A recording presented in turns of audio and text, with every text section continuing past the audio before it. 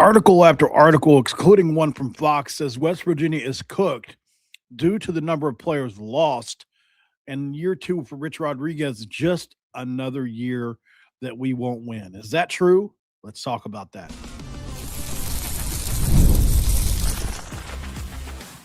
You are Locked On West Virginia, your daily podcast on the West Virginia Mountaineers, part of the Locked On Podcast Network, your team every day.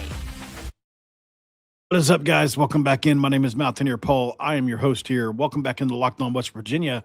Paul After Dark style again for night two in a row. And I'm excited to be here. Hopefully you guys are too. Let's dive straight into this one, man. We don't want to waste any time as we know it's getting late. So brought to you by Mazda, of course. And right now with Mazda, we put the same drive into every detail. We define the moment putting in the work. That defines you, right? So stay tuned for highlights in this week's Moving the Game Forward, because there's more to a Mazda vehicle, because there's more to you. Thanks for making Locked On West Virginia your first listen, and for being a part of the Locked On Podcast Network. We're talking about your team, the Mountaineers, every single day. And I mean every single day. We're trying to do twice a day, even though the content is sparse, right? Not a lot of breaking news out there right now. So we are trying to get creative, and we found something today that makes it easy for me to do a video because I don't want to hear it. And that is an article written by, there was one by CBS, there was one by Fox, and they all have similar language in it. It's all revolves around how many players West Virginia lost again. Have we given enough thought to that? Have we given enough thought to how many players West Virginia lost? The narrative is loud right now. West Virginia lost too many players. Fox, the AP, national outlets are basically painting the Mountaineers as one of the biggest portal losers in college football and suggesting success in 2026 is not realistic. But is that actually true? So in this episode, we're going to break down why the raw portal numbers can be a little misleading. We're going to talk about how West Virginia compares to other programs with massive attrition. And what are they saying about West Virginia's portal losses? So you don't want to miss this one, obviously, as we're going to try to be as objective as possible here, okay? From the offensive line to quarterback continuity, defensive front retention, and an influx of young talent, this West Virginia roster might be far from functional. Might not be as far from functional as the headline suggests. We're going to be honest and we're going to be critical too, right? We're also going to explain why West Virginia may have kept the right pieces to be competitive in year two under Rich Rod. So let's talk reality and not panic, right? That's kind of how I'm looking at this. If you read the Fox, the AP, or just scrolled social media, you'll see that West Virginia football is barely holding itself together, according to them. They're saying West Virginia lost 50-plus players. 3/4 of the roster is gone. Even with the returning, this is the big line they like to put in, even with the returning coach, players ran for the exits from West Virginia. Yep, Rich Rod can't keep anybody. They can't retain anybody. And this level of turnover is a death sentence in the Big 12. Fox literally puts West Virginia at the very top of the list among Power 4 teams without a coaching change. And the implication is simple. This can't work, according to them. So let's slow it down and actually take a look at what's happening here. First thing first, this is not a West Virginia only problem. Across the Big 12 and the Power 4, multiple teams, including in the Big 12, lost a lot of players, and some more than West Virginia, like Oklahoma State, like Iowa State. UCF is in the same boat as us. Baylor, Colorado lost 30-plus players. So this isn't chaos as much as it is modern roster cycling. Here's the key point. Fox admits it, but buries it. Only 4 West Virginia players started 6 or more games, and only 10 logged 200-plus snaps. That's not losing your entire roster as much as that's losing depth and turnover players and seniors, right? So that's my – what they are right about, though, is West Virginia lost some continuity offensively. They lost some skill position hits, absolutely.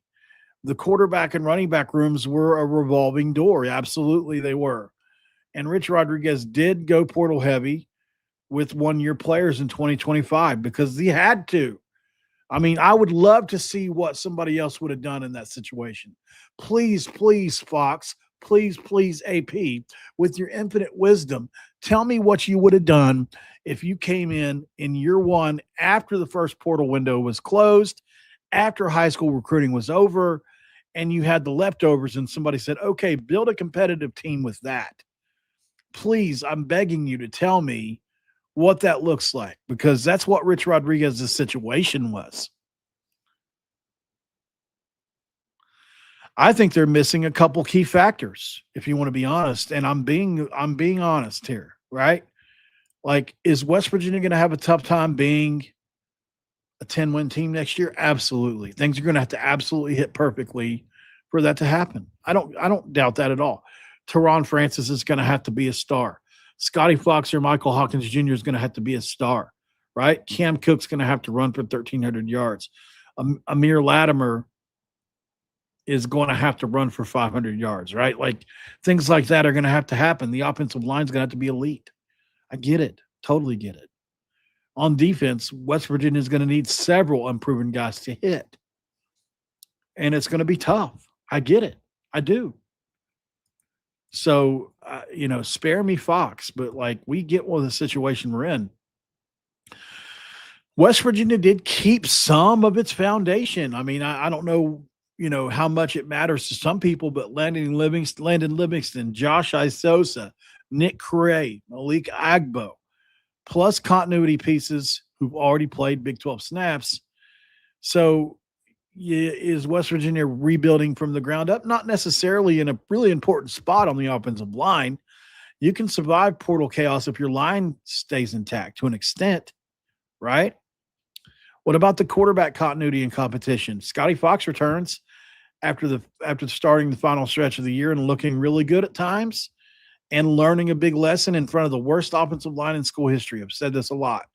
So he's not being crowned as a starter, but he is battle tested, and now he's going to be pushed by what Oklahoma fans say is an elite Mike Hawkins Jr.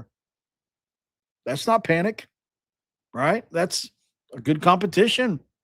I feel pretty good about quarterback coming into 2026. Call me naive. Maybe I do have some naivete here. Maybe I do have some ignorance because of my fandom. Maybe I do.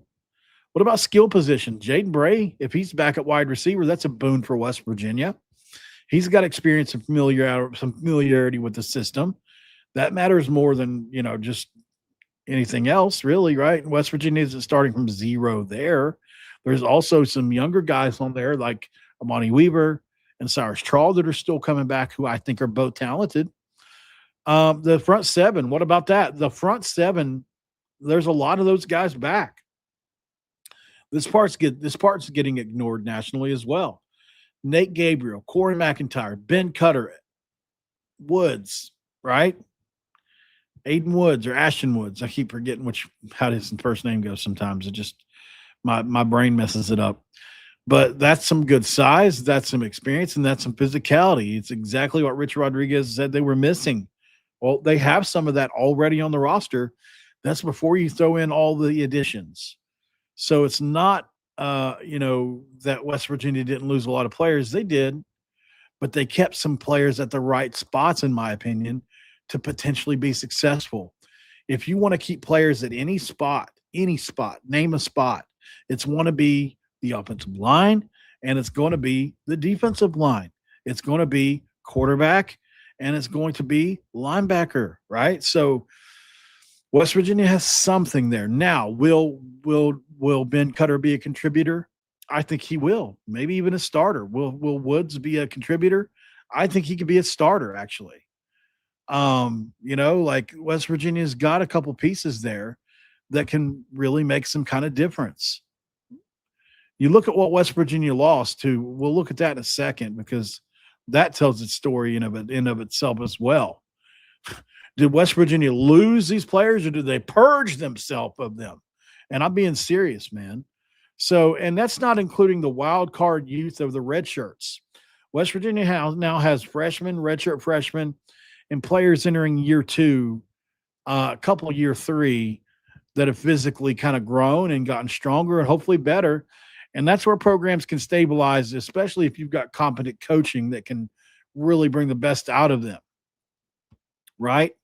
So, like, I'm talking about guys like, if you're looking at, you have to go all the way to wide receiver before you really need to talk about it. But I mean, like we said earlier, is Cyrus Shaw better this year? Is our Money Weaver better this year? Right? Is Ryan Ward, one of the names we haven't mentioned? Ryan Ward could be a huge, what if he turns into a really good player this year? He's got the pedigree, he's got the ability. Why can't he do it? Why can't he get you 25 or 30 catches and be a good player? I don't see why not. On the offensive line, we talked about it. Raymond Kovalevsky, Nick Cray, right? Josh Isosa, Trevor Bigelow, Philip Bowser, right? He's coming back.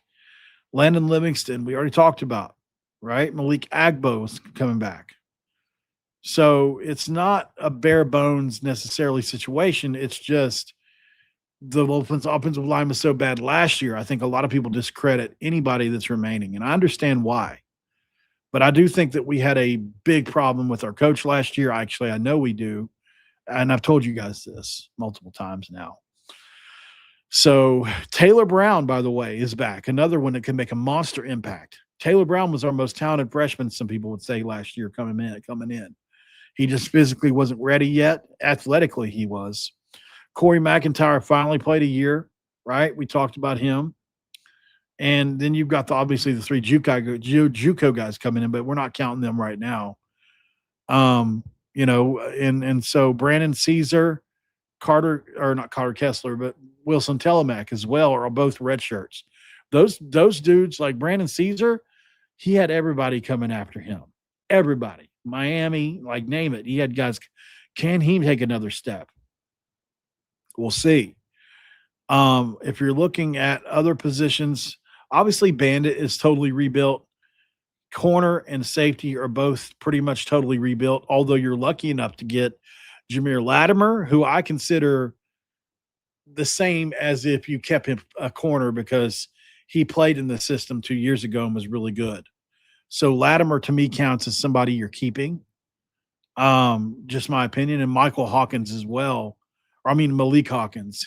I think he had some time in the system because he is a redshirt freshman. So he would have been there for Allie's first year, maybe. I have to think about that. But obviously at corner, it's a total rebuild. I get that. Nick Taylor's the only one that's back. So yeah, there are spots where it's definitely iffy. But West Virginia has some returners at other spots. So they have a lot of depth. Not necessarily, but I do think that there is some major impact players at some of these spots that we just don't, that I don't think the national media sees as well. Like West Virginia kept a lot of the pieces they needed to keep in order to move forward a little bit. It's not a total wash like it was last year where it's like you literally have zero back. So we'll go to break on that note and come back and talk a little bit more about what did you lose? Is there anything in the losses that would scream like, oh my God, we're screwed? We'll talk about that next. Of course, we can't go any further without talking about our friends at Mazda. And right now with Mazda, this is Mazda moving the game forward. And we love moving games forward. And who doesn't, right? For those who know there's more to the score than what's on screen, they remind us what it takes to really raise the bar. It takes the extra work off the court, dialing in every detail, giving it that extra fire, that grit, and I never quit. We put the same passion into every model. Highlights make the real. What it took to get there makes it count. There's more to a Mazda because there's more to you.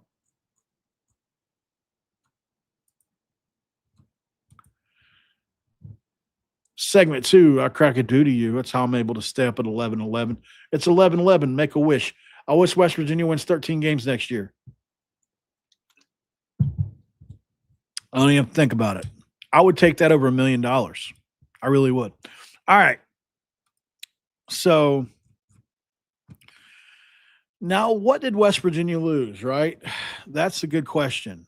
You lose Reed Carrico, that's a loss. Fred Perry, big loss. Michael Coach Jr., I would consider a big loss. Jeff Weimer, big loss. Once you get outside of that, it starts to get a little iffy. Jordan Scruggs struggled mightily. Greg Genross never contributed. I don't even know why we picked him up. He never played more than a couple snaps. William Davis never played for whatever reason. Ty Crutcher transferred out, never played. Ty Edwards is a big loss, right? But we only had him for one game, so how big a loss is he actually? It's not like we depended on him. Kate Hensley, not really. I mean, he's average. Oliver Straw, big loss. Eddie Vesterinen is a big loss. Kikor Tarnu, no, he played bad last year. Jordan Walker played badly last year. Jamori Robinson, oh, what a bust. Like, you know what's crazy is Oliver Straw is a bigger loss than Jamori Robinson by a country mile. Tell me how that works. I mean, in what world did you ever think, if I'd have told you last year in the offseason, come 2026, Oliver Straw is going to be 3 times the loss that Robinson is. You guys would quit watching the show. You'd be like, yep, this guy's finally lost it. And that's ended up being true, right? Eddie Kelly Jr. is a loss, but it's not a major loss. He's very replaceable. Carson Lee, although I love Carson personally, didn't break through on the O-line, although he should have played more than he did compared to who else was in front of him. Grayson Barnes is a loss. He's talented, but he didn't impact the team because of the offensive line, and he can't block worth a lick. Chase Wilson is a loss. I don't consider it a big loss. He kind of got exposed last year, stepping up a level. Hammond Russell is a big loss. I'm trying to be honest as we go here. Yeah, he was a good nose tackle for us. Jarrell Williams is another guy that I respect his commitment to West Virginia for so many years. You won't hear me say a bad thing about him, but just objectively on the field, he never made an impact for West Virginia ever, and was clearly not supposed to be a Power 4 pickup. And it's another thing, like it's another one of those Neil Brown kind of pickups where it's like, man, what were you guys thinking with that guy? But it's easy for me to say that from here. Walter Youngbear, come on, do I have to say it? Not a loss, obviously. Kimo Makaniole. Chemo. Oh, God. Yeah. The bane of my existence last year and most people's existence. Oh, Lordy mercy. Jalen Henderson I think could be, on this team this year, I think he could be a good backup, but obviously, not a major loss, but I do think a small loss personally, because I think Jalen Henderson never got a chance to show what he could do. He played in one game and then he got injured because the offensive line was so bad. And it was just so tumultuous. Like, I think Jalen's got more talent than people think, and I'm rooting for him at Liberty. All right, so that's what you lost. That's like of the seniors and all that. What about transfers out? I hate to be this way, but Nico Marchiol, Khalil Wilkins as well. Both are not major losses, although I think Nico is a major loss from a standpoint of showing people how to do things the right way. First, you get their last to leave type mentality, really hard worker, an incredible attitude. Like the intangibles that Nico has you could only wish that you have anybody in your program like him. So, I am a big Nico guy from that standpoint. I believe that, and I love that he stands for what he believes in. He didn't care to tell people what his political affiliations were, what his religious beliefs were. And he didn't care to show affection with his family on the sidelines. Those things are cool to me. Maybe other people roll their eyes, but I thought they were cool. Sincere Bowers is a loss. I think if he'd have stayed, he could have had an impact on this season, but it is a deep running back room. Cannon Katzer, I can't figure out why he didn't get any snaps. At Washington State, he played for them and scored touchdowns and did well. I thought he at least should have got some snaps. Clay Ash, I'm glad he moved on. I'm rooting for him like crazy, but he wasn't a Power 4 player, nor was Tyler Jacklich necessarily, although Jacklich didn't get much of an opportunity. Then you get to the two, I think, would you consider Dior Hubbard is a small loss, to medium loss, because I think he's got a lot of talent. He broke a lot of tackles. And Jaheim White is, if he's healthy, he's a big loss. But I don't consider him a big loss anymore because we didn't have him for the last 2 years, right? So it's not like we were dependent on him. Noah Braham, same kind of deal. Like we didn't really play with him too much. So then you get to the offensive line for the, portal out. You got Jude Edwards, Ethan Chill. Robbie Martin was a loss. I think he could have developed into a good player someday. Cooper Young, Donovan Haslam is gone, obviously, to Tennessee, is a big loss. Wyatt Minor is obviously shouldn't have been on the team, but they had to get him last year for just to have bodies in the room. Brandon Hamady and Michael Clay are both not losses. And then Xavier Bosley is a loss. I talked to a lot of people about this. He got injured last year. He was the guy that was a freshman All-American in this system that we run. And then, unfortunately, the coach we had on the offensive line last year, for whatever reason, was in love with the group that he had, the 5 that he was rolling with. And he was willing to go down with the ship with them 5, and he did for the most part. Xavier Bosley was not figured in because I don't know why. I guess because he was injured early. I'm not exactly sure why, but you'll never convince me that he shouldn't have got some snaps. You'll never convince me. So there's that. Defensive line, Jackson Beiser, no loss. Asani Redwood, very small marginal loss, definitely for depth. Elijah Simmons never panned out, which surprised me. And then Quentin Goins is not a loss. Marshawn Oxley is a small loss to medium loss, depending on how much you like Oxley. And then you get 2 linebackers. You got Mike Casey and Ben Bogle. Ben Bogle, big loss. Obviously, he had a good year last year. I think he could have had a great year this year. Somehow Arkansas wanted him that bad. I don't know. That was a tampering situation, though. I know that for sure. Like I found out. Corner, Devontae Golden Nelson, not a loss. Dwayne Galloway, not a loss. BJ Hendrickson, not a loss. Jordan Scruggs, we already mentioned earlier. Safety, you've got Chris Filippo, that's a loss. Israel Boyce is a loss. Jason Cross, no. Caleb Gray, no.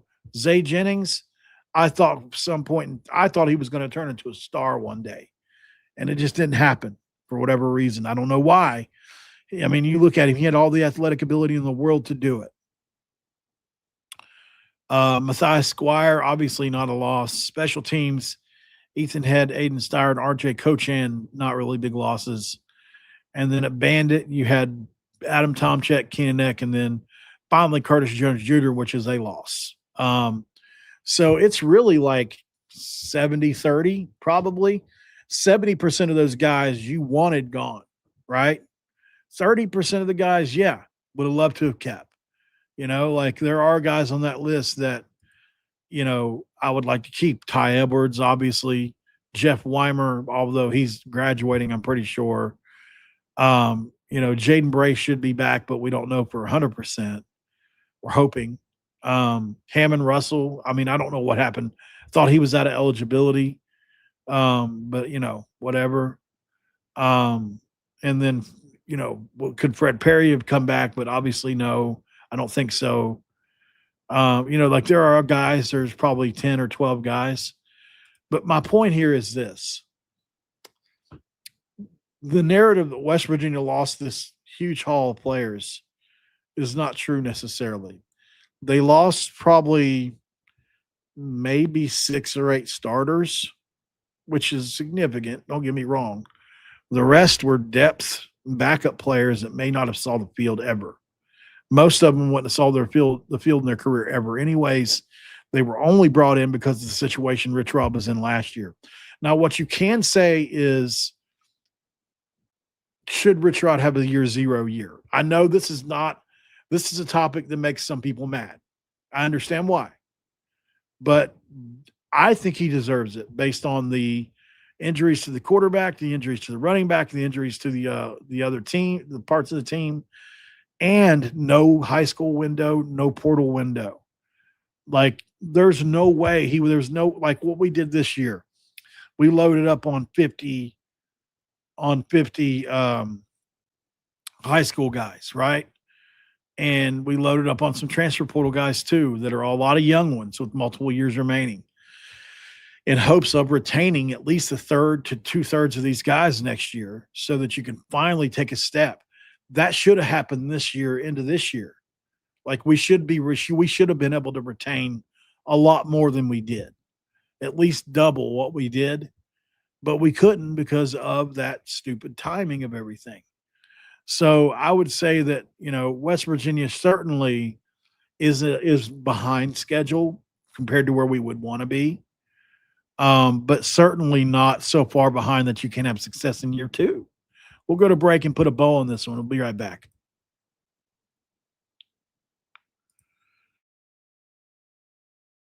Hi, everyone. I'm Kalia Butler, host of Locked On Women's Basketball, and this is Mazda's Women's Basketball Snapshot, celebrating the work no highlight reel can ever capture.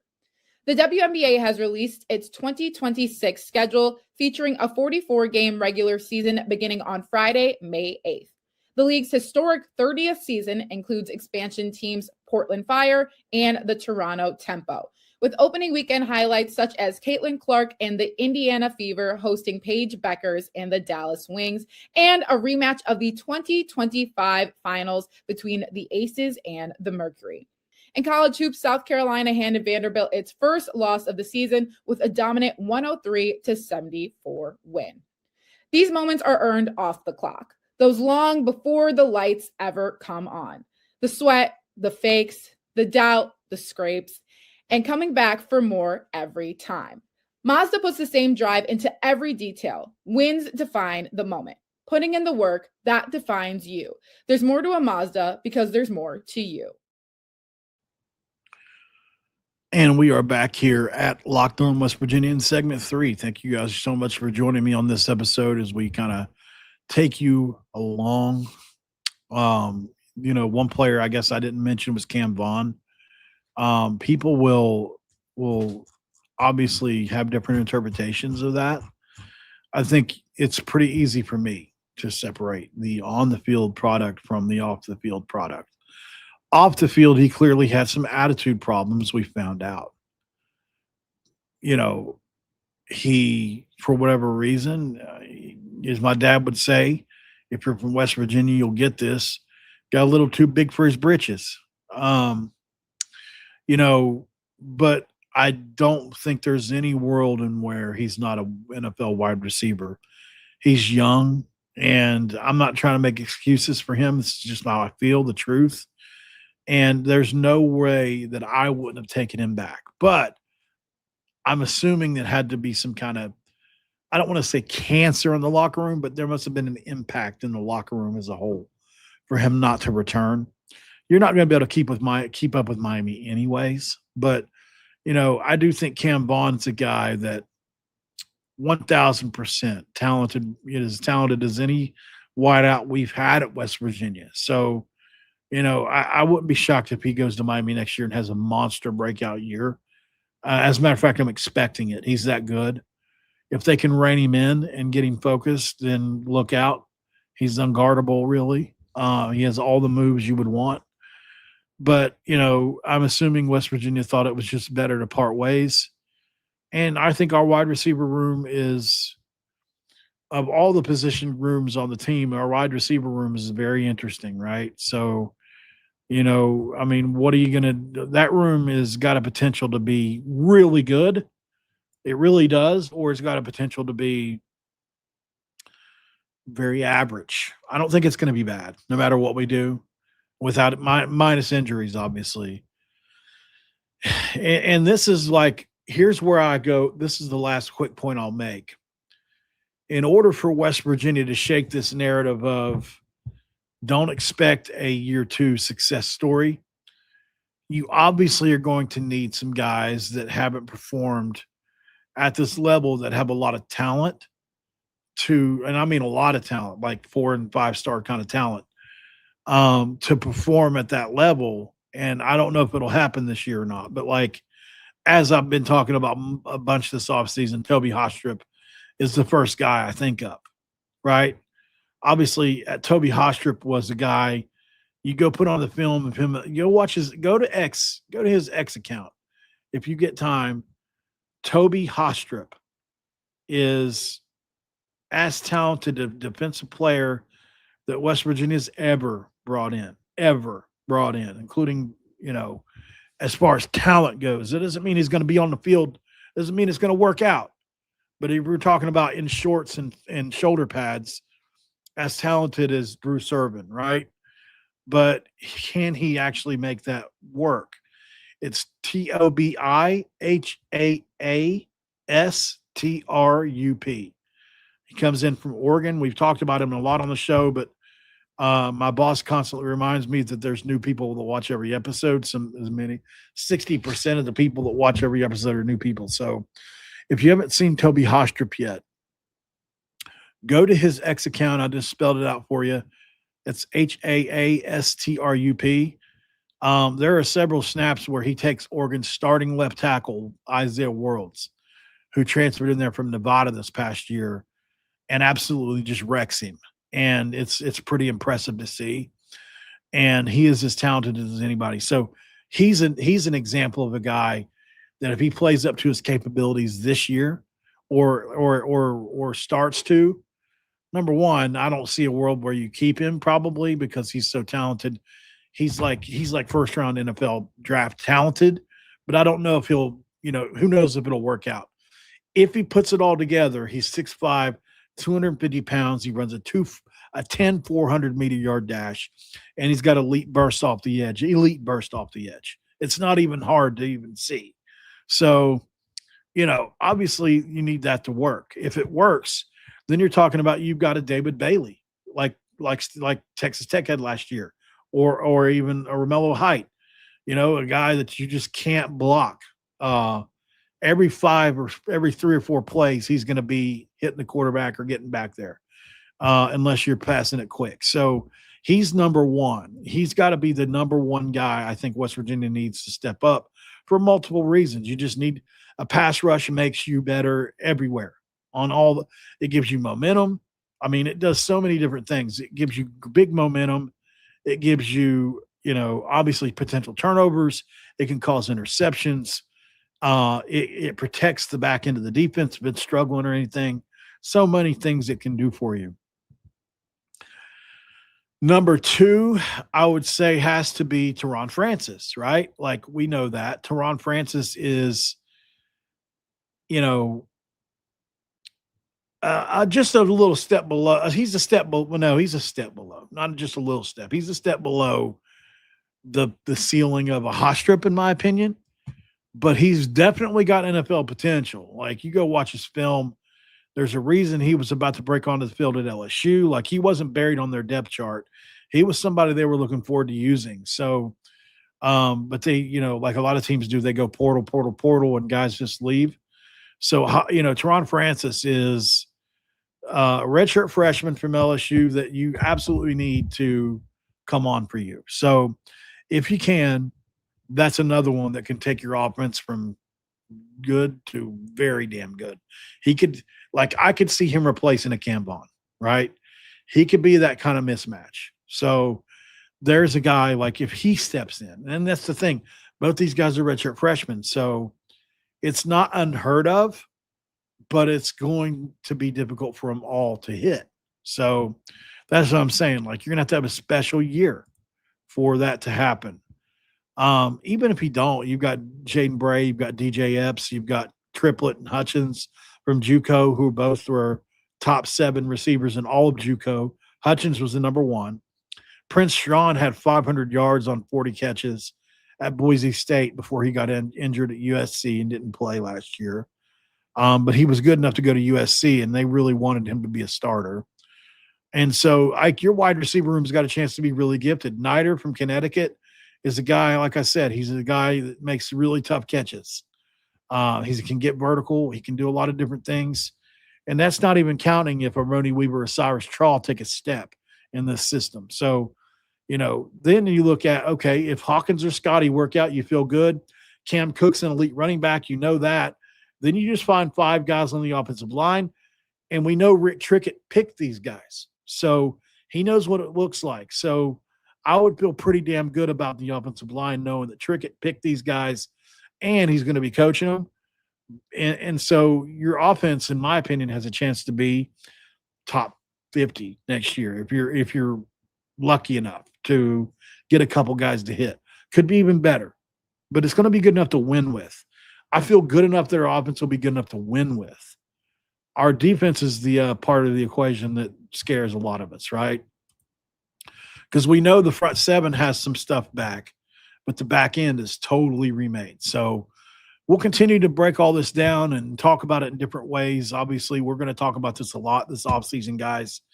It's going to get, I'm excited every time we talk about it, but I understand that there's only so many ways you can break down a roster. I get that. So it's going to be fine, though. We're going to have fun doing it.